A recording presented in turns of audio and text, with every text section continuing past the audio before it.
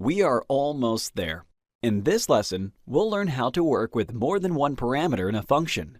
The way this is done in Python is by enlisting all the arguments within the parentheses, separated by a comma. Shall I call the function we have here for, say, 10, 3, and 2? I get 4.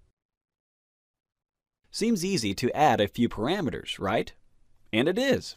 Just be careful with the order in which you state their values. In our case, I assign 10 to the variable a, 3 to b, and 2 to c.